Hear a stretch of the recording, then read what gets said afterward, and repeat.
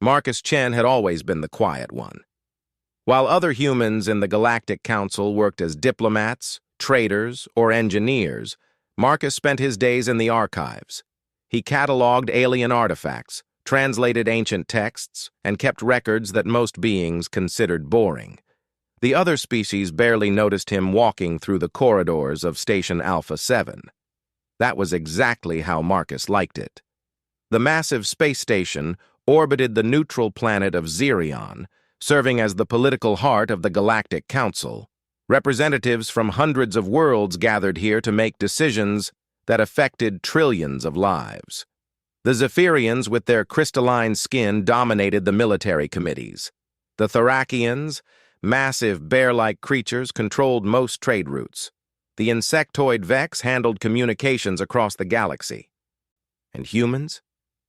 Most aliens saw them as the newest members, barely worthy of attention. Earth had only joined the Council 15 years ago, and many species still questioned whether humans deserved a seat at the table. Marcus pushed his cart of data tablets down the main corridor, listening to conversations in dozens of alien languages. His neural translator automatically converted most of it, but he had learned to speak several languages fluently during his 5 years on the station. It helped when beings thought he couldn't understand what they were saying about humans. The human delegation grows weaker each cycle, chittered a Vex ambassador to his companion. Perhaps it's time to reduce their voting rights. Agreed, rumbled a deep Thoracian voice. They contribute little to our military strength. Their ships are primitive. Their weapons outdated.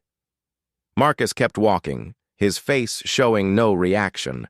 He had heard similar comments hundreds of times. Most aliens viewed humans as physically weak, technologically inferior, and strategically unimportant. In many ways, they were right. Human ships couldn't match Zephyrian speed or Thoracian firepower. Human soldiers weren't as strong as most alien warriors. But aliens made one critical mistake about humans. They assumed weakness meant harmlessness. The morning shift in the archives was always peaceful. Marcus worked alone in the vast digital library, surrounded by holographic displays showing historical records, cultural databases, and military reports from across the galaxy. He genuinely enjoyed the work. History fascinated him, especially the patterns that repeated across different species and time periods. Today, however, something felt different. Ambassador Harrison Chen, Marcus's older brother, appeared on his personal communication screen. Harrison looked tired, his usually confident demeanor replaced by worry. "Marcus, I need you to come to my office immediately," Harrison said, "and bring your security clearance codes. We have a situation." Marcus had never seen his brother look so serious. Harrison was Earth's lead representative on the Council, known for his diplomatic skills and calm under pressure. If something had shaken him, it was serious. The diplomatic wing of the station buzzed with unusual activity. Alien security forces moved through the corridors in tight formations. Emergency lights flashed amber, indicating elevated threat levels. Marcus noticed Zephyrian military officers speaking in hushed tones with Thoracian commanders. Harrison's office door sealed behind Marcus with a soft hiss.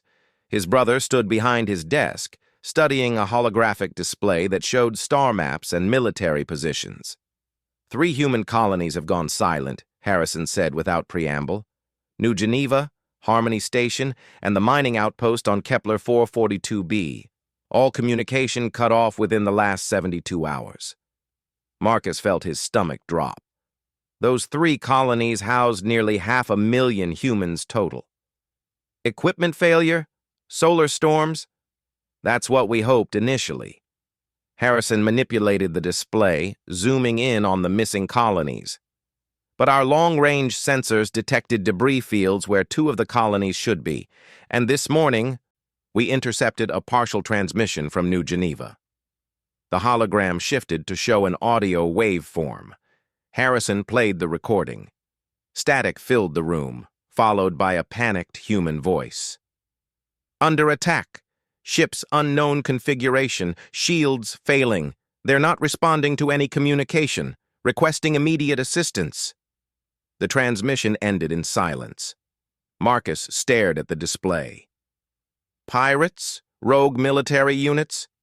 Unknown. The ship configurations don't match any species in our databases. The attacks were coordinated and simultaneous across 3 systems. Harrison's jaw tightened. But here's the real problem. We've requested Council military assistance to investigate and rescue any survivors. And? The Council voted this morning, motion denied. Marcus blinked. Denied? 3 colonies with 500,000 civilians are missing or destroyed and they won't help? Harrison pulled up another display showing the voting record.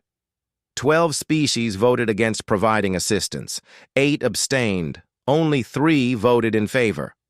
The names of the opposing votes read like a list of the Council's most powerful members.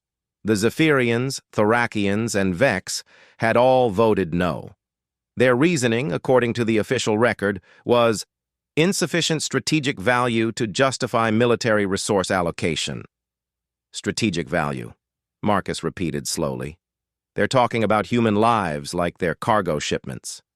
It gets worse. Harrison's voice dropped.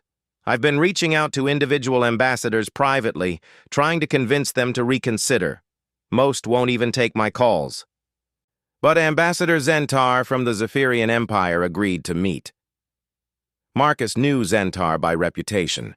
The crystalline being was one of the most influential military leaders in the Council, known for his strategic brilliance and complete lack of empathy for what he considered inferior species. Zentar told me something interesting, Harrison continued. He said the attacks on our colonies weren't random. According to their intelligence networks, someone has been systematically testing human defenses for months. Small probes, scanner sweeps, communications intercepts. Someone has been studying us. Why would anyone study human colonies? We're not exactly military powerhouses. Harrison met his brother's eyes. That's what I asked. Zentar just smiled and said, Perhaps someone wishes to see how the Council responds when humans face extinction. The implications hit Marcus like a physical blow. You think this is a test? Someone is attacking human colonies to see if the Council will defend us? And we're failing that test spectacularly, Harrison confirmed. If the Council won't help us when we're under direct attack, it sends a clear message to every potential enemy in the galaxy. Humans are expendable. Marcus began pacing the small office. His mind raced through everything he knew about galactic politics and military strategy. The pattern was becoming clear, and it was worse than just an attack on human colonies. This isn't just about testing our defenses, he said finally. Someone is testing the entire Council structure. If humans can be attacked without consequences, it proves the Council only protects species with military power. It undermines everything the Council claims to stand for. Exactly. Harrison sat heavily in his chair. And there's nothing we can do about it.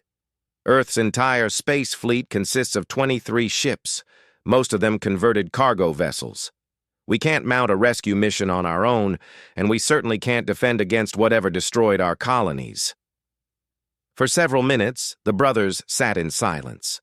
Marcus watched the star map display, thinking about the 500,000 humans who might be dead, captured, or desperately waiting for rescue that would never come. What if there was another option? Marcus said slowly. What do you mean? Marcus moved to the holographic controls and began pulling up historical records from the archives. The Council assumes humans are weak because our ships and weapons can't match theirs. But what if we don't need to match them? Data flowed across the display as Marcus accessed military records, tactical analyses, and strategic reports from conflicts across the galaxy. He had spent years studying these files, looking for patterns and lessons that most beings ignored.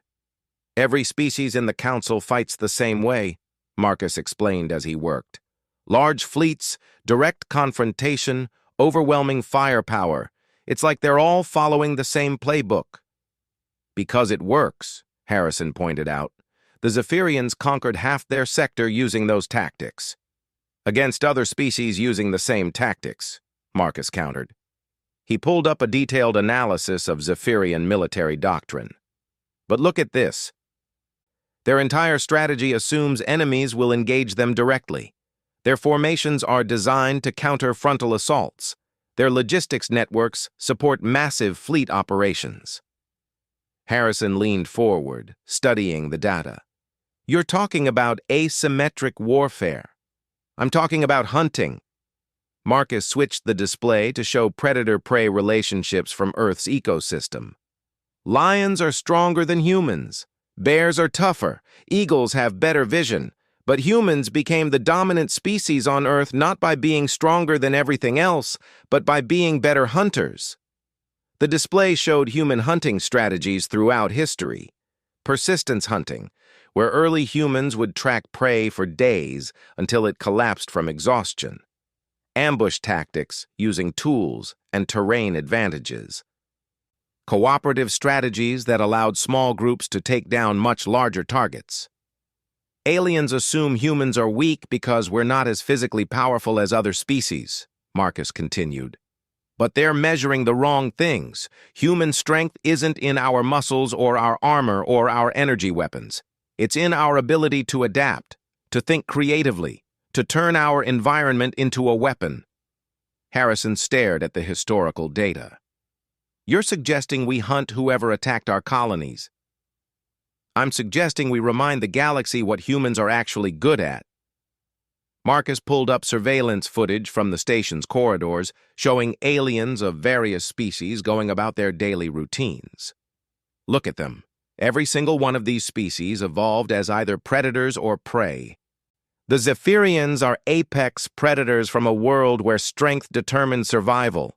The Thoracians are herd animals who survived through group cooperation and defensive tactics. And humans? Marcus smiled for the first time since entering the office. Humans are persistence hunters from a world where intelligence and adaptability mattered more than raw power. We're not the strongest or the fastest, but we're the most patient. We're the ones who will track our prey to the ends of the galaxy and never give up. Harrison was quiet for a long moment, processing the implications. Even if you're right about human capabilities, we still don't have ships or weapons that can match whatever destroyed our colonies. We don't need to match them, Marcus replied. We need to find them first. And I think I know how. He began accessing deep archive files, records that most beings never bothered to examine. Trade manifests, shipping logs, maintenance records, fuel consumption data. To most observers, it looked like meaningless, bureaucratic paperwork. What are you looking for? Harrison asked. Patterns, Marcus said. Whoever attacked our colonies has ships that don't match any known configurations. That means either they're using completely new technology or they're using old technology in new ways. But either way, those ships need fuel, supplies, and maintenance. Data flowed across multiple displays as Marcus cross-referenced thousands of records. Unknown ships can't just appear out of nowhere. They have to operate from somewhere, supply themselves somehow, communicate through some network. The galaxy is huge, Marcus. There are millions of systems, most of them unexplored. But there are only a few thousand systems with the infrastructure to support military operations, Marcus countered. And only a few hundred with the technology to build or modify military spacecraft. He highlighted locations on the star map where unusual supply purchases had been made over the past year. Exotic metals suitable for ship hulls, advanced computer systems, military-grade energy cells. When viewed individually, the purchases looked routine. But Marcus was seeing the bigger picture. Someone has been buying components for a fleet, he said. Not all from the same place, not in quantities large enough to draw attention, but the pattern is there if you know how to look. Harrison studied the data with growing excitement. Can you trace it back to a source? Better than that. Marcus manipulated the display to show shipping routes and timing correlations. I can predict where they'll strike next. The pattern was subtle but unmistakable. The attackers had been following a specific progression, targeting colonies in an order that made sense only if you understood their supply lines and operational requirements. They were working their way through human settlements in a pattern designed to test defenses while maintaining access to resources. Proxima Station, Marcus said, highlighting a location on the edge of human space. It's next. It has to be. Harrison stood and moved to his communication panel. I'll contact Proxima Station and warn them to evacuate. No, Marcus said firmly. If we warn them, the attackers will know we've figured out their pattern. They'll change tactics, and we'll lose our only advantage. Marcus, there are 40,000 people on Proxima Station, and there were 500,000 people on the colonies that have already been attacked, Marcus replied. If we don't stop whoever is behind this, the attacks won't end with Proxima Station. They'll continue until every human colony in the galaxy is destroyed. Harrison stared at his brother. In all their years together, he had never seen this look in Marcus's eyes. The quiet archivist had been replaced by something else, something focused and determined and utterly ruthless. What are you proposing? Harrison asked. Marcus turned back to the data displays and began pulling up technical specifications for human ships and equipment. The Council won't help us because they think we're weak. The attackers chose us as targets because they think we're helpless. Everyone in the galaxy sees humans as harmless prey. He smiled again, and this time there was no warmth in it. Time to show them they're wrong. Time to go hunting. Marcus spent the next 18 hours in his quarters, working with an intensity that surprised even him. His small living space had been transformed into a command center. Multiple screens displayed star charts, ship specifications, personnel records, and tactical analyses. Empty food containers and coffee cups covered every available surface. He wasn't just planning a rescue mission. He was designing a completely new form of warfare. Traditional galactic military doctrine relied on large fleets engaging in direct combat. Ships would form battle lines, exchange fire until one side's shields failed, then move in for the kill. It was predictable, expensive, and required massive industrial capacity to sustain. Marcus was designing something different, something that would use human advantages rather than trying to compete with alien strengths. The door chimed. Harrison entered, looking exhausted from his own sleepless night of diplomatic meetings. "Any luck with the Council?" Marcus asked without looking up from his screens. "Worse than no luck," Harrison replied. He collapsed into the room's single chair. 3 more species formally requested that humans be removed from the Council entirely. They claim we're a security liability because we can't defend our own territory. Marcus finally turned away from his work. Perfect. Perfect? Marcus, they're talking about expelling humanity from galactic civilization. Let them talk. Marcus gestured to his displays. While they're arguing about whether we deserve to exist, I've been solving our real problem. He activated the main display, showing a 3-dimensional tactical map. I've identified our target. It's not just the ships that attacked our colonies, it's the entire operation behind them. The display zoomed in on a star system in unclaimed space, about 40 light-years from the nearest Council world. The Kepler 438 system. 3 planets, 2 asteroid belts, minimal natural resources. According to official records, it's completely uninhabited. Harrison studied the data. Looks empty to me, too. That's because you're looking at the official records. Marcus switched to a different data set. But if you cross-reference cargo manifests, fuel consumption reports, and communication relay usage, a different picture emerges. New information flowed across the display, shipping routes that made unnecessary detours near the system, fuel purchases in quantities that exceeded reported cargo loads, communication signals that originated from empty space. Someone has been using Kepler 438 as a staging area for at least 8 months, Marcus explained. They've been very careful to avoid official detection, but they couldn't hide the logistics trail completely. You found their base.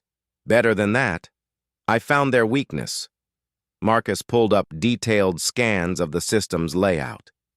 They chose Kepler-438 because it's isolated and defensible. The asteroid belts provide natural cover, and the system's position makes it difficult to approach without being detected.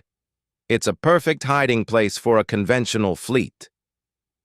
Harrison was beginning to understand his brother's thinking, but not perfect for human tactics. Exactly. Marcus highlighted specific locations within the system. They're thinking like every other galactic military force. Big ships, static defenses, predictable patrol patterns. They've built a fortress in space. And fortresses can be besieged or infiltrated. Marcus switched to personnel files, showing detailed records for every human currently on Station Alpha 7. I need a team. Not soldiers, not pilots. Hunters. The files showed maintenance workers, cargo handlers, systems technicians, and other civilian personnel. People that aliens barely noticed during their daily routines. These people have been living on this station for years, Marcus continued. They know every system, every corridor, every security protocol. They've been listening to alien conversations, learning their languages, understanding their weaknesses, and most importantly, they've been underestimated by every alien they've ever met. Harrison scrolled through the personnel files. Marcus, these aren't military people. They're civilians with technical skills. They're humans, Marcus corrected. Do you know what Sarah Martinez did before joining station maintenance? He pulled up one of the files. She was a search and rescue specialist in the Alaskan wilderness. She once tracked a missing hiker through a blizzard for 6 days straight, following traces that other rescuers couldn't even detect. Another file appeared. David Kim was a deep-sea salvage operator. He spent years working in environments that would kill most humans in seconds, using minimal equipment to recover valuable cargo from the ocean floor. Marcus continued through the files. Janet Ross was a crime scene investigator who specialized in cold cases. She could find evidence that had been overlooked for decades. Miguel Santos was a wildlife photographer who spent months alone in remote locations, learning to move invisibly through territory controlled by dangerous predators. You want to turn civilian technicians into commandos? I want to remind them what they already are, Marcus said. Every human on this station has survival skills that aliens can't comprehend. We come from a world where persistence, patience, and intelligence mattered more than strength or speed. These people have been suppressing their instincts to fit into galactic civilization. Harrison was quiet for several minutes, processing the implications. Even if you're right about human capabilities, we still don't have ships that can reach Kepler-438 undetected. Marcus smiled.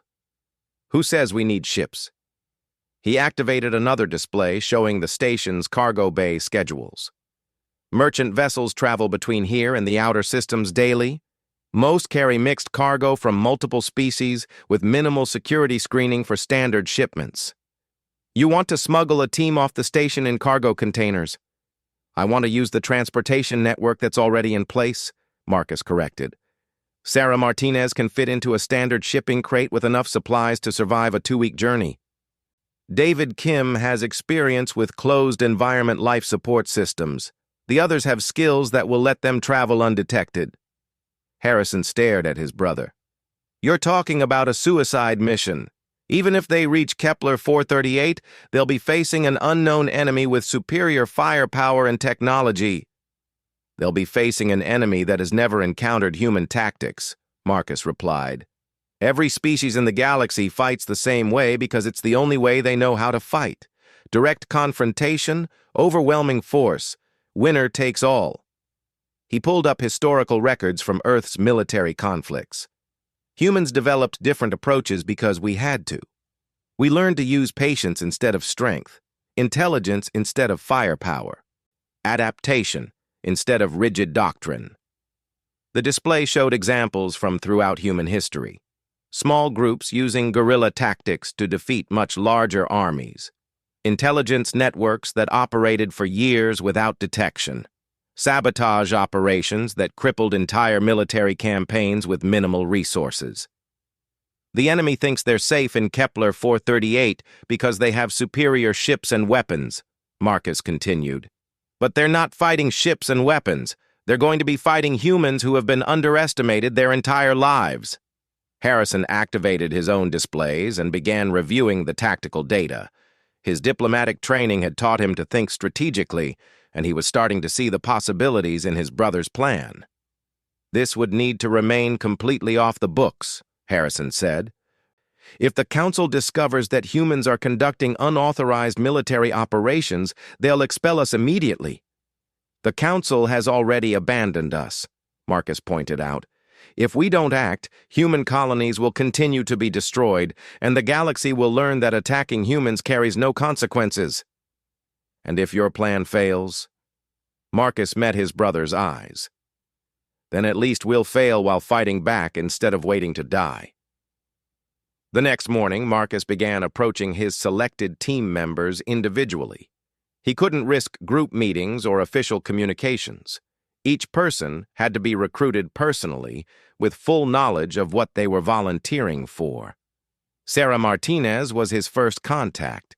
She worked the early shift in environmental systems, maintaining the air recycling equipment that kept the station habitable. Marcus found her in the depths of the station's engineering sections, alone except for the hum of massive atmospheric processors. "I need to talk to you about something important," Marcus said without preamble. "Something that could get us both killed or expelled from the station." Sarah looked up from her diagnostic panel. She was a small woman with weathered hands and intense eyes that had seen more than most people twice her age. "Does this have something to do with the human colonies that went dark?" Marcus was surprised. "How did you know about that?" "Because I've been paying attention," Sarah replied. "The alien maintenance crews have been working overtime on defensive systems. Security protocols have been updated twice this week. And I overheard some Zephyrian officers talking about the human problem yesterday." She set down her tools and faced Marcus directly. "Also, you're the ambassador's brother, and you've never spoken to me before in 5 years. So whatever this is about, it's serious." Marcus outlined his plan carefully, watching Sarah's reactions. She listened without interruption, asking only technical questions about logistics and equipment requirements. "You want me to travel to an enemy base in a shipping container, then infiltrate their operations using skills I learned tracking hikers through wilderness," Sarah summarized. "And you think this will work because aliens underestimate humans?" "Yes." Sarah was quiet for almost a minute, considering the proposal. "I've been thinking about those missing colonies," she said finally. 500,000 people just gone, and the Council won't lift a finger to help because we're not valuable enough to save. "Sarah, I need you to understand the risks. I spent 3 years working search and rescue in Denali National Park," Sarah interrupted. "I've tracked people through conditions that would kill most humans in hours. I've found survivors in situations where everyone else had given up hope." She picked up her tools and returned to work on the diagnostic panel. "When do we leave?" David Kim was Marcus's second recruit. The salvage operator worked in the station's cargo bays, using his deep-sea experience to handle dangerous materials in zero-gravity environments. Marcus found him securing a shipment of radioactive ore that most aliens wouldn't approach without heavy protective gear. "I heard about Sarah," David said before Marcus could speak. "She told me you might be coming to see me." Marcus had hoped to keep the recruitment separate, but he should have known that humans working in similar fields would communicate with each other. "Are you interested?" Marcus asked. David sealed the radioactive container and checked his exposure readings. "My grandparents fled Vietnam when Saigon fell. My parents always told me that sometimes you have to fight for your survival even when the odds are impossible." He gestured to the cargo bay around them. "I've been watching how aliens treat human workers here. We're invisible to them. They see our uniforms and our equipment, but they don't see us as people. That's a tactical advantage most military forces would kill for. This isn't a game, David. If we're caught, if we don't try, how many more human colonies will be destroyed while we wait for help that's never coming? David secured his equipment and began walking toward the bay exit. I've worked in environments where one mistake means death. This feels familiar. The recruitment process continued for 3 days. Each person Marcus approached had already heard rumors about the mission through the informal human communication network on the station. Word was spreading despite his efforts at secrecy. Janet Ross, the former crime scene investigator, had been analyzing the enemy's operational patterns using techniques she'd learned tracking serial killers. Miguel Santos had been studying alien psychology and behavior, looking for weaknesses that could be exploited. By the end of the week, Marcus had assembled a team of 12 humans with diverse skills that complemented each other perfectly. None of them had military training, but all of them understood survival, persistence, and the advantages of being underestimated. "We need equipment," Sarah pointed out during their first group meeting. "Life support systems for extended travel, communication gear, tools for infiltration work." "Already handled," Marcus replied. He activated a holographic display showing shipping manifests and procurement orders. "I've been requisitioning supplies for the archives department. Officially, I'm upgrading our data storage and analysis systems." The equipment list looked mundane to anyone who didn't understand its real purpose.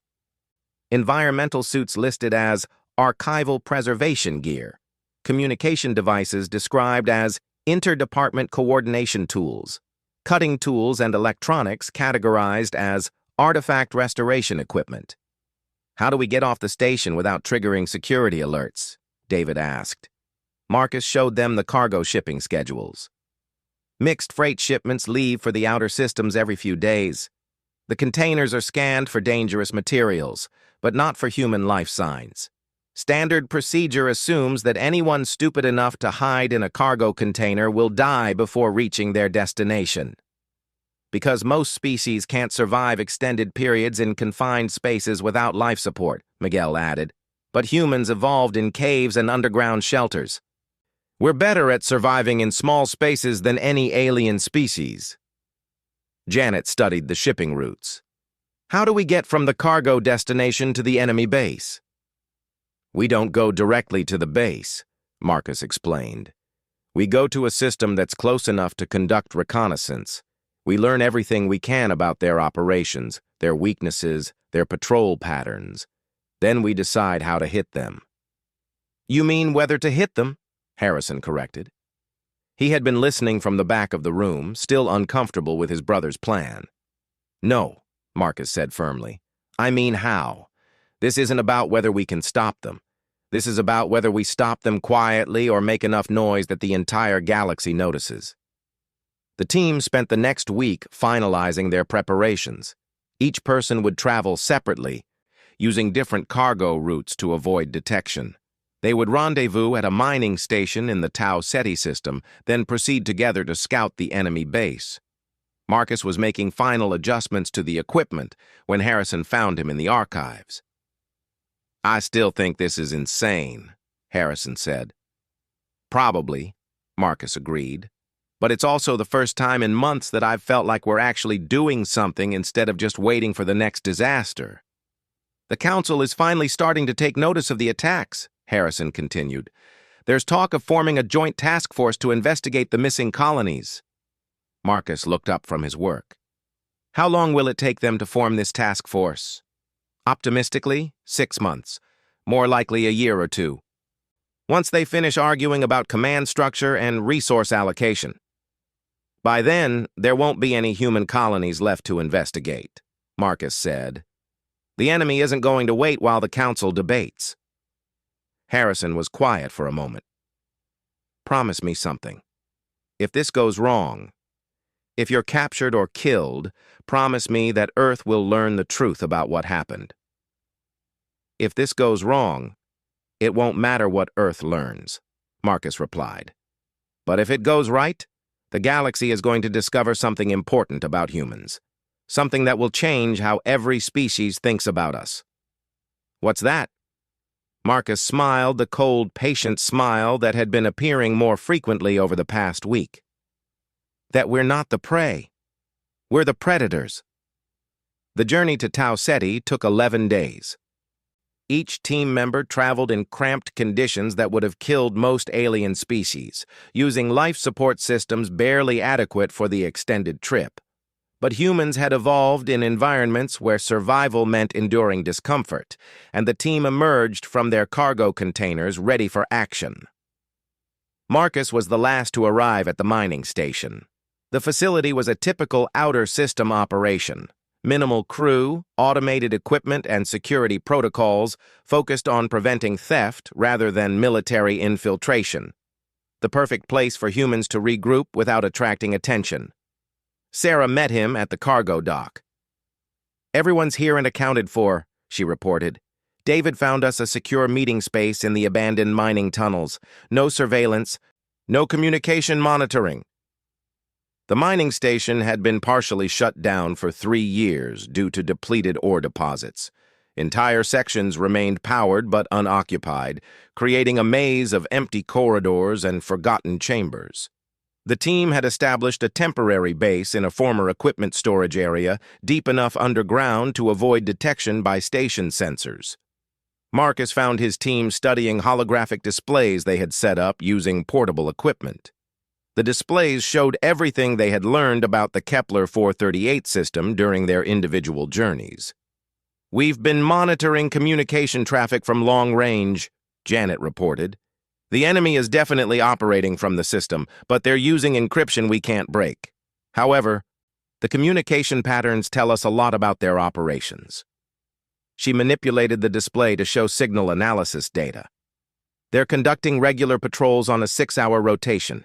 Supply runs happen every few days, following predictable routes. Most importantly, they're maintaining communication with someone outside the system. Outside contact means they're reporting to a higher authority," Miguel added. "This isn't just a rogue military unit. They're part of a larger organization." David activated another display showing detailed scans of the system. "The asteroid belts are more complex than the initial surveys suggested. There are hundreds of possible hiding spots for ships or installations. A conventional fleet would take months to search them all. But we're not going to search them conventionally," Sarah said. She highlighted specific locations on the scan data. "I've been studying the patrol patterns and supply routes. There are only a few locations that could support a major base. The enemy has to be using one of them." Marcus studied the data his team had gathered. They had accomplished more in 11 days than most military intelligence units could manage in months. But their real advantage wasn't just their analytical skills. "Show me what you've learned about the enemy's psychology," Marcus requested. Janet pulled up behavioral analysis reports. "Based on their operational patterns, they're extremely confident in their security. Patrol routes are predictable. Communication protocols are routine. Supply operations follow fixed schedules. They're not acting like a force that expects to be discovered or attacked. They're acting like apex predators in their own territory," Miguel confirmed. "Every decision they make assumes they're dealing with prey that can't threaten them directly." Marcus nodded. This was exactly what he had expected to find. "They've studied human military capabilities and concluded that we can't pose a significant threat. Their entire operation is designed to defend against large fleet attacks, not small infiltration teams." "There's something else," David said. He activated a new display showing energy signature analysis. "The ships they're using aren't completely alien technology. Some of the power systems and weapon configurations match modified versions of existing galactic military equipment." "Modified how?" Marcus asked. "Enhanced for extended operations in deep space, improved stealth capabilities, better long-range sensors." David highlighted the specific modifications on the display. Someone took standard military technology and upgraded it specifically for conducting covert operations against isolated targets. The implications were disturbing.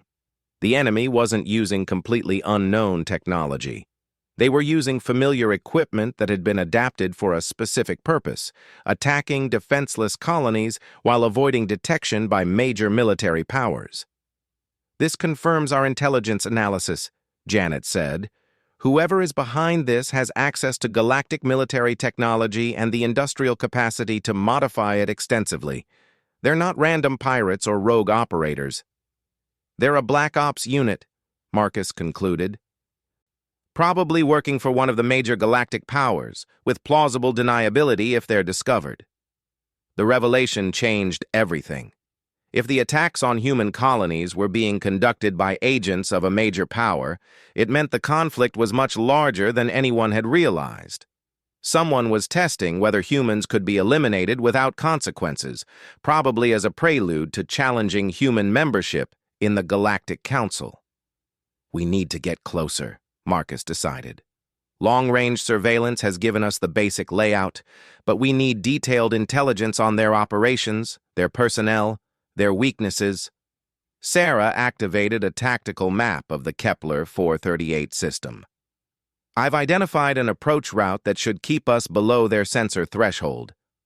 There's an asteroid cluster about 6 hours away from their most likely base location.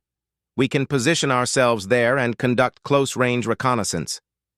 "How close is close range?" David asked. "Close enough to intercept their communications directly instead of relying on long-range signals. Close enough to observe their patrol patterns in real time. Close enough to identify individual ships and personnel." Miguel studied the approach route. "That's also close enough for them to detect us if we make any mistakes." "Which is why we won't make mistakes," Marcus said. "We've spent our entire lives being underestimated by aliens who think humans are harmless. Time to turn that assumption into a weapon." The team spent the next 2 days preparing for the reconnaissance mission. They would travel in a modified cargo shuttle that David had quietly requisitioned from the mining station's vehicle pool. Officially, they were conducting a routine survey of mineral deposits in the outer system. Marcus made final adjustments to their equipment, while the others reviewed their infiltration procedures. Each person had specific responsibilities that matched their individual skills. Sarah would handle environmental systems and life support. David would manage the shuttle's stealth modifications. Janet would analyze enemy communications and behavior patterns. Miguel would document everything they observed for later analysis. "Remember," Marcus told them as they prepared to depart, "we're not trying to engage the enemy directly. Our job is to gather intelligence and identify weaknesses. The actual attack comes later, after we understand exactly what we're facing." But privately, Marcus was already planning beyond reconnaissance. His team was more capable than they realized, and the enemy was more vulnerable than they appeared. Under the right circumstances, 12 humans with the right skills could accomplish things that alien militaries would consider impossible. The journey to Kepler 438 took 18 hours, traveling at minimal power to avoid detection. The shuttle's modifications allowed it to mimic the energy signature of a standard cargo vessel, making it nearly invisible to long-range sensors designed to detect military threats. As they entered the system, the enemy's presence became immediately obvious. The communication traffic Janet had detected was actually the tip of an iceberg. Dozens of encrypted signals flowed between different locations throughout the system, indicating a much larger operation than they had expected. "There," Sarah whispered, pointing to the main display. "Third asteroid belt, approximately 2 million kilometers from the primary star." The display showed a massive installation built into one of the larger asteroids. It wasn't just a hidden base. It was a complete military facility with docking bays, manufacturing capabilities, and defensive systems. Ships moved between the installation and patrol routes with mechanical precision. "How many vessels?" Marcus asked. David ran the sensor data through analysis programs. At least 40 ships of various sizes, mostly modified cruisers and destroyers. But there are several larger vessels that could be battleships or carriers. The scale was staggering. The enemy had built a fleet capable of conquering entire star systems, and they had done it in complete secrecy. But Marcus wasn't intimidated by the numbers. If anything, he was encouraged. Large operations require complex logistics, he observed. The bigger the force, the more vulnerabilities it has. Janet was monitoring enemy communications, using translation programs to decrypt as much as possible. "I'm getting partial intercepts," she reported. "They're discussing patrol schedules, supply deliveries, and—" She paused, listening intently to her audio feed. "And something about a timeline." "What kind of timeline?" "They're planning something major. References to final phase and target confirmation. Whatever they're doing, it's bigger than just attacking human colonies." Miguel was recording everything, building a comprehensive intelligence picture of the enemy operation. "The fleet composition suggests they're preparing for large-scale military action," he reported. "This isn't just a raid or reconnaissance force. They're equipped for sustained combat operations." Marcus studied the enemy installation through the shuttle's enhanced optics. The facility was impressive, but it also represented exactly the kind of conventional thinking that humans could exploit.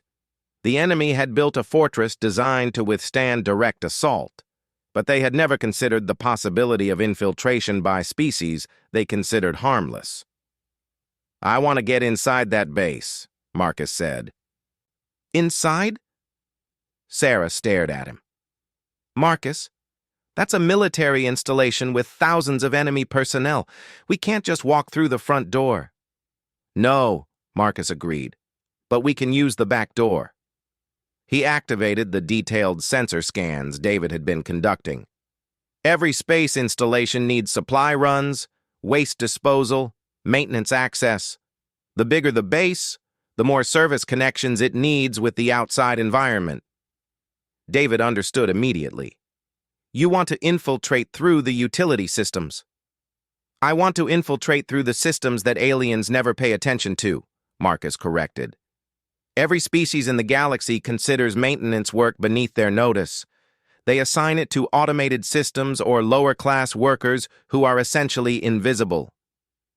Janet was still monitoring communications. "I'm detecting supply ship movements. Regular cargo runs every few hours, following standard docking protocols." "Show me," Marcus requested. The display highlighted several ships moving between the installation and the outer system. They followed predictable routes, transmitted routine identification codes, and docked at designated cargo bays without any apparent security screening. "Standard galactic military procedure," Miguel observed. "They're more concerned about external threats than internal security. Once something is inside their perimeter, they assume it's safe." Marcus smiled. Time to prove them wrong. The plan he developed over the next few hours was audaciously simple. The team would approach the installation disguised as a routine maintenance vessel, dock at one of the service bays, and infiltrate the base through utility corridors that larger alien species couldn't access. "The environmental systems alone will give us access to most of the facility," Sarah pointed out. "Aliens design their bases for their own physical requirements. They don't consider that smaller species might be able to move through spaces they can't reach." David had been studying the installation's power systems. The main reactor is heavily shielded, but the secondary power networks have minimal protection. If we can access those systems, we can monitor all their operations in real time. "And if we're discovered?" Janet asked. "Then we become the distraction while the real mission continues," Marcus replied. "But we won't be discovered, because they're not looking for threats they can't imagine." The next morning, Marcus made a decision that surprised even himself. Instead of conducting a careful reconnaissance mission, he decided to take the team directly into the enemy installation. "We've learned everything we can from external observation," he explained to his team. "To stop this operation, we need to understand it completely. That means getting inside and accessing their central databases." Sarah checked her environmental suit one final time. You realize this is insane, right? Completely insane, Marcus agreed, which is why it might actually work. They're prepared for conventional military tactics. They're not prepared for 12 humans who have been underestimated their entire lives. The modified shuttle approached the installation using the identity codes of a routine maintenance vessel. To the enemy's sensors, they appeared to be exactly what they claimed, a small service ship conducting standard utility work. As they docked at one of the service bays, Marcus felt the familiar calm that came with entering dangerous territory. This was what humans were truly good at, moving invisibly through hostile environment, gathering information, striking when the enemy least expected it. "Welcome to the hunt," he whispered to his team as they prepared to enter the enemy base. "Time to show them what humans really are." The service bay was exactly what Marcus had expected, a utilitarian space designed for efficiency rather than security. Automated systems guided their shuttle into position, and standard docking protocols engaged without any verification beyond basic identification codes. The enemy's confidence in their security was about to become their greatest weakness. Marcus and his team moved through the utility corridors like ghosts. The passages were designed for maintenance access, too small for most alien species but perfectly sized for humans willing to crawl through tight spaces. Sarah led the way, using her environmental systems expertise to navigate the complex network of tunnels, pipes, and conduits that formed the installation's infrastructure. "The main computer core is 3 levels up," she whispered through their communication system. "I can get us there through the atmospheric recycling ducts, but it's going to be tight." David was monitoring their shuttle's sensor feed, watching for any signs that their infiltration had been detected. "All quiet so far?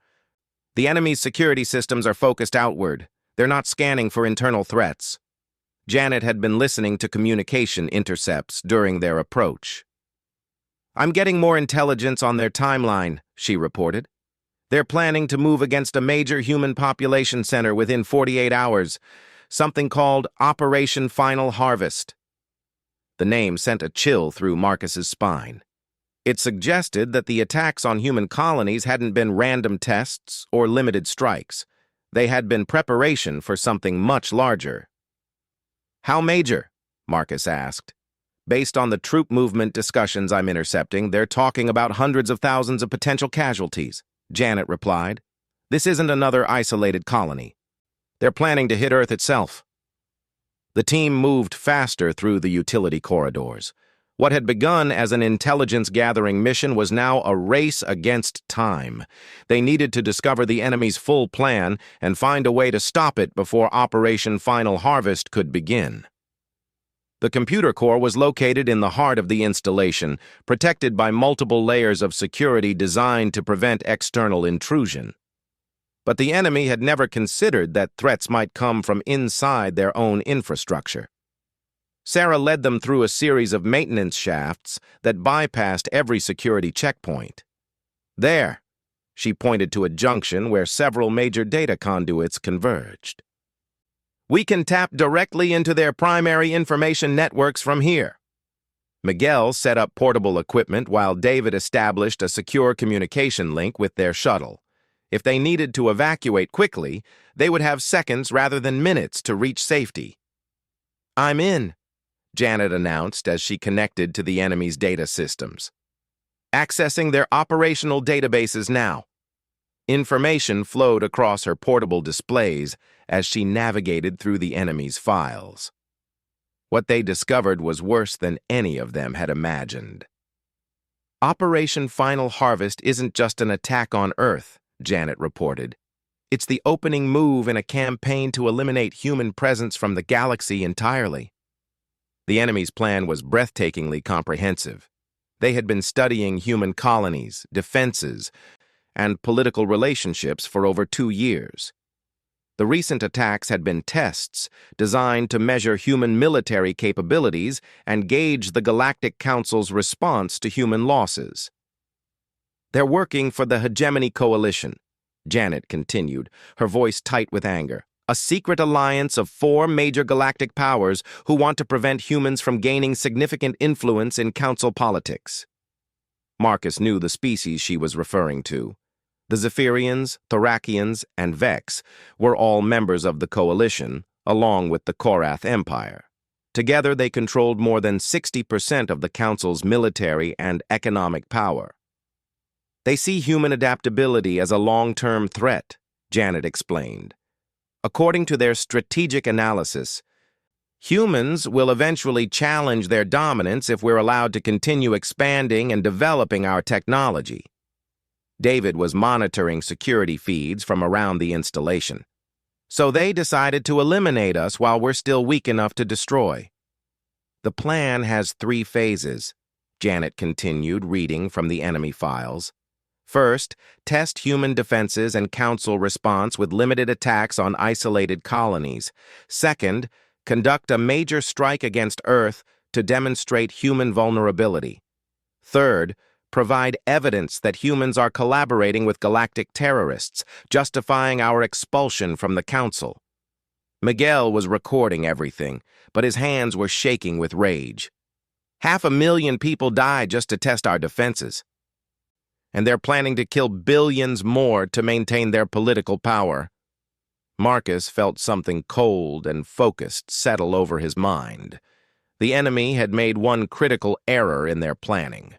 They had assumed that humans would react predictably to their attacks, either by surrendering or by pleading for help from the Council. They had never considered that humans might hunt them down and destroy them. "How long before Operation Final Harvest begins?" Marcus asked. Janet scrolled through tactical timelines. 36 hours. The strike force is already moving toward Earth. They'll arrive just outside solar system detection range, then launch a coordinated attack on major population centers. Fleet strength? 200 ships, including several dreadnought-class vessels. Enough firepower to overwhelm Earth's planetary defenses completely. Marcus studied the tactical data while his team waited for orders. The situation was impossible by conventional military standards. Earth's entire space fleet couldn't match even a fraction of the enemy's forces, and there was no time to request help from the few council species who might be willing to assist. But Marcus wasn't thinking conventionally. "Sarah, can you access the installation's reactor control systems from here?" Sarah checked her environmental suit's sensor readings. "The main reactor is heavily protected, but the secondary power systems run right through this junction." "Why?" "Because we're not here to gather intelligence anymore," Marcus replied. "We're here to stop Operation Final Harvest permanently." David understood immediately. "You want to destroy the installation." "I want to do more than that." Marcus activated his own portable display and began accessing the enemy's communication systems. "This base coordinates the entire operation. If we take it out, we don't just save Earth. We eliminate the threat to every human colony in the galaxy." Janet was still reading through the enemy files. "Marcus, there are over 10,000 personnel on this installation. Even if we could destroy it, we're talking about a massive loss of life." "They were planning to commit genocide against humanity," Marcus replied coldly. "I'm not particularly concerned about their casualties." But even as he said it, Marcus knew the real problem wasn't moral. It was practical. 12 humans, no matter how skilled, couldn't destroy a military installation protected by shields, defensive weapons, and thousands of enemy personnel, unless they used the enemy's own assumptions against them. "New plan," Marcus announced. "We're not going to destroy this installation, we're going to capture it." His team stared at him in disbelief. "Capture it?" Sarah repeated. "Marcus, we're 12 people with environmental suits and portable equipment. They have an army." "They have an army that has never faced human tactics," Marcus corrected. "And they're about to discover what happens when humans stop pretending to be harmless." Marcus began outlining his strategy, using the enemy's own operational data against them. The installation's security was designed to prevent external assault, not internal sabotage. The personnel were trained for conventional military operations, not counterintelligence work. Most importantly, the enemy's command structure depended on centralized control from the installation's command center. If we can reach the command center and take control of the installation systems, we can turn their own defenses against them, Marcus explained. Lock down the hangar bays to prevent their ships from launching, disable their communications to prevent warning signals, use their own security systems to trap personnel in non-essential areas. David studied the installation schematics. It could work, but we'd have to move fast. Once they realize what's happening, they'll adapt their tactics. They'll try to adapt, Marcus corrected, but they're thinking like aliens. They'll assume we're following conventional assault procedures and respond accordingly. They won't be prepared for humans who have been planning this attack for their entire lives. Janet was accessing personnel files and duty rosters. The command center is staffed by senior officers from all 4 coalition species. If we can capture them, we'll have the leadership of the entire operation. Miguel was studying the installation's layout. The command center is heavily protected. Multiple layers of security, armed guards, restricted access. Protected against external assault, Sarah observed. But we're already inside their security perimeter, and we're moving through spaces they can't reach. Marcus felt the familiar calm that came with the moment before action. Everything his team had learned during their years on Station Alpha 7, every skill they had developed during their civilian careers, every instinct they had suppressed to fit into galactic civilization was about to be unleashed. This is what we've been preparing for without knowing it, he told his team. Every day we've been underestimated. Every time aliens have dismissed us as harmless. Every moment we've been ignored while we listened and learned and planned. He began distributing equipment and assigning specific targets. Each person would have responsibility for a different aspect of the operation, using their individual expertise to maximum advantage. Sarah, you'll take control of environmental systems. Cut off air and power to non-essential areas to force personnel into central locations where we can monitor them. David, you'll handle the hangar bays and ship systems. Disable every vessel to prevent escape or reinforcement calls. Janet, you're in charge of communications and data systems. Lock down all external transmissions and copy their complete operational database. Miguel, you'll document everything for later evidence. If we succeed, the galaxy needs to know exactly what the coalition was planning. Marcus kept the most dangerous assignment for himself, neutralizing the command center and capturing the senior officers who were coordinating Operation Final Harvest. Questions? Marcus asked. His team checked their equipment one final time. They had trained for this moment without knowing it, developing skills and patience and determination that no alien species could match. No questions, Sarah replied for all of them. Let's hunt. The operation began with Sarah disabling the installation's internal sensors. Moving through environmental control systems, she systematically blinded the enemy's ability to monitor their own facility. To the command center, it would appear that routine maintenance was causing minor system fluctuations. David reached the hangar bay control systems and began the delicate work of sabotaging the enemy fleet without triggering immediate alarms. Ships that tried to launch would discover engine failures, navigation malfunctions, and communication breakdowns that appeared to be random equipment problems. Janet penetrated the enemy's communication networks and began selectively jamming transmissions.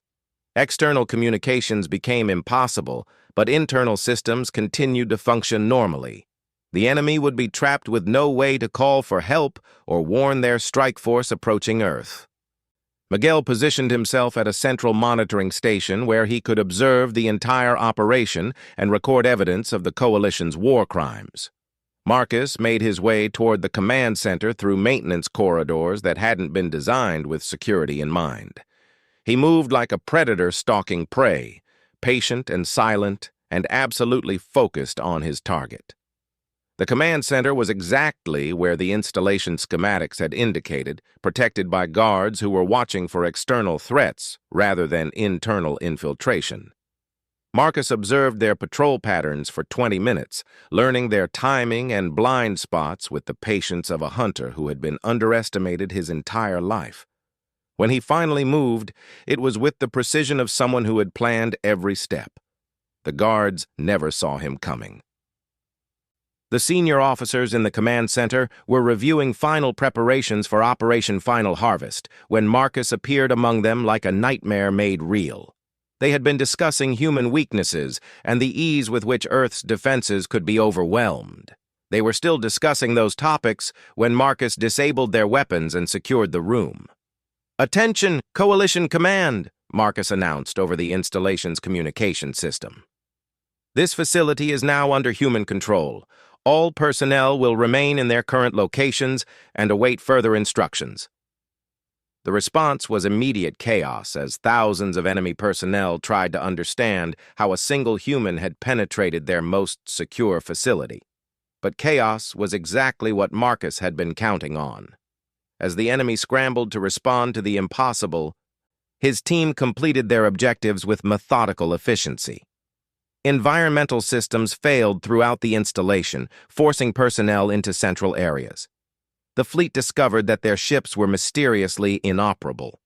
Communication systems refused to function beyond the installation's immediate vicinity. And in the command center, Marcus began the work that would change galactic politics forever. Using the enemy's own communication codes, he contacted the strike force approaching Earth. "Operation Final Harvest is canceled," he transmitted, using the captured officer's identification.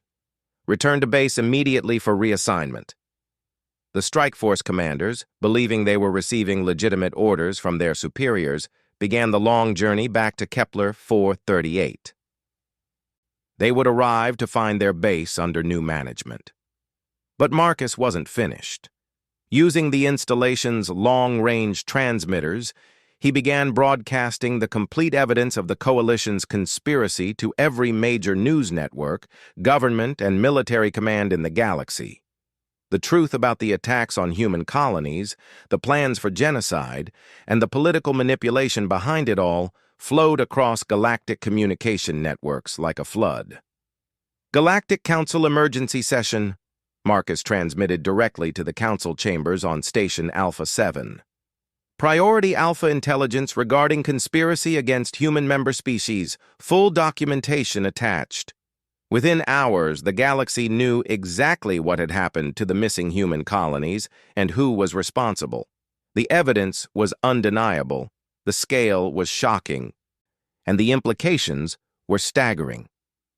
4 major galactic powers had secretly conspired to commit genocide against an entire species to maintain their political dominance. In the command center of the captured installation, Marcus watched as emergency session alerts appeared on communication channels throughout the galaxy. The Coalition's carefully planned conspiracy was collapsing in real time as their own evidence condemned them. The captured officers stared at him in disbelief. A single human, supported by a team of civilian technicians, had destroyed a plan that had taken years to develop and billions of credits to implement. "How?" one of them finally asked. Marcus smiled the cold, patient smile that had become his signature over the past weeks. "You assumed humans were prey," he replied. "You forgot that we're the species that hunted everything else on our planet into extinction or submission. You forgot that we're persistence hunters who never give up once we've chosen a target." He gestured to the displays showing the chaos spreading across galactic communication networks as the truth about the Coalition's conspiracy reached every corner of civilized space. "You wanted to test human capabilities," Marcus continued. "Consider this test complete. Now you know what happens when humans go hunting." The aftermath was swift and decisive.